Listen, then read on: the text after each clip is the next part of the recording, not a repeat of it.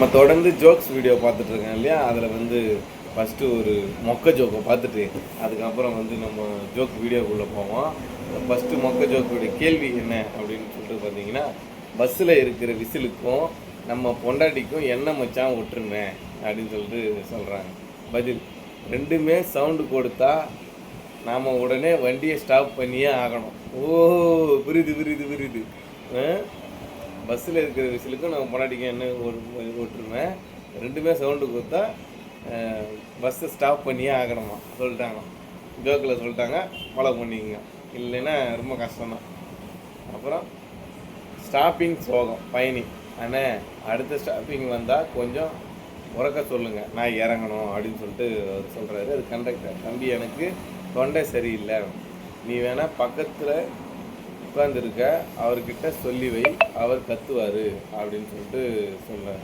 பயணி பக்கத்தில் இருந்தவரிடம் கிட்ட, அண்ணே அடுத்த ஸ்டாப்பிங் வந்தால் சொல்லுங்கள்ல அப்படின்னு சொல்லிட்டு சொல்கிறாரு.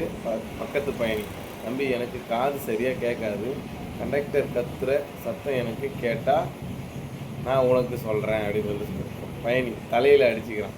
நான் பேசாமல் நடந்தே போயிருக்கலாம், இவங்ககிட்டலாம் நான் வந்து கேட்டதுக்கு பேசாமல் நடந்தே போயிருக்கலாம், அடைஞ்சு சொன்ன மாரி அவர் இவங்ககிட்டலாம் கேட்டதுக்கு நடந்தே போயிட்டுருக்கலாம் உங்களுக்கு. அடுத்த ஜோக் பார்க்கலாம். ஞாயிற்றுக்கிழமை சிக்கன் மட்டன் ஹோட்டல் சாப்பாடு அலப்பறை.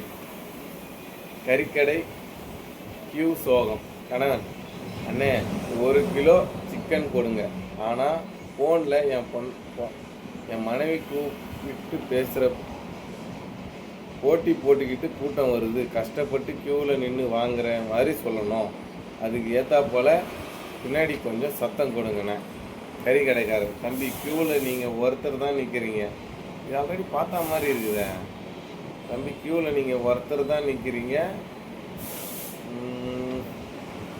கணவன், அது எனக்கு தெரியும் அண்ணன், ஆனால் வீட்டுக்கு போனதும் எவ்வளவு நேரம் ஆச்சு பாரு, வீட்டில் திட்டு விழாமல் இருக்கணும்னா இந்த சவுண்ட் எக்ஸ்பர்ட்ஸ் ரொம்ப முக்கியம் அண்ணன் அப்படின்னு சொல்லிட்டு சொல்கிறாங்க. கறி கிடைக்கிற மைண்ட் வே.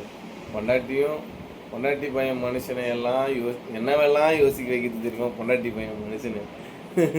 அடுத்து ஜெக் பார்க்கலாம். மாஸ்டர் செஃப் மனைவி, ஏங்க இன்னைக்கு யூடியூப் பார்த்து புதுசாக ஹைதராபாத் தம் பிரியாணி பண்ணியிருக்கேன், சாப்பிட்டு பார்த்துட்டு எப்படி இருக்குன்னு சொல்லுங்கள் அப்படின்னு சொல்லிட்டு சொல்கிறாங்க. அதுக்கு கணவன் ஒரு வாய் சாப்பிட்டு விட்டு, ஏமா பிரியாணி நல்லா தான் இருக்குது, ஆனால் ஏன் ஒரு மாதிரி கருகின வாசம் வருது அப்படின்னு சொல்லிட்டு சொல்கிறாங்க. மனைவி, அதுவா யூடியூப்பில் அந்த செஃப் தம் போடும்போது 20 நிமிஷம் கழித்து அணைச்சிடுங்கன்னு சொன்னார், நான் தம் போடுறதுன்னா என்னன்னு தெரியாமல் சிகரெட் பிடிச்சி ஊதி தம் போட்டேன், அதான் கொஞ்சம் தீஞ்சிடுச்சு.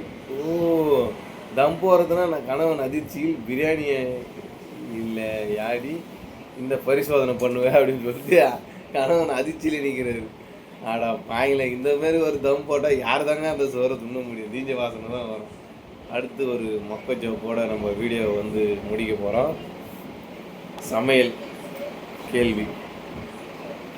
கேள்வி என்னன்னு பார்த்தீங்கன்னா, சமையல் அறையில் இருக்கிற எந்த காய்கறி எப்போவும் டிப்ரெஷனில் சோகமாக இருக்கும் அப்படின்னு சொல்லிட்டு கேட்குறாங்க. பதில், வெண்டைக்காய் தான். ஏன்னா அது எப்போ தொட்டாலும் பசன்னு அழுதுகிட்டே இருக்குமா. ஆமாம்ல, சமையல் அறையில் எந்த காய்கறி டிப்ரெஷன்லேயே இருக்கும். ஏன் வெண்டைக்காய் கட் பண்ணால் அதில் ஏதோ ஒரு இது மாதிரி வரும்ல, அது வந்து அழுதுகிட்டே இருக்கிற மாதிரி இருக்குதுன்னு சொல்லிட்டு இவங்க சொல்கிறாங்க.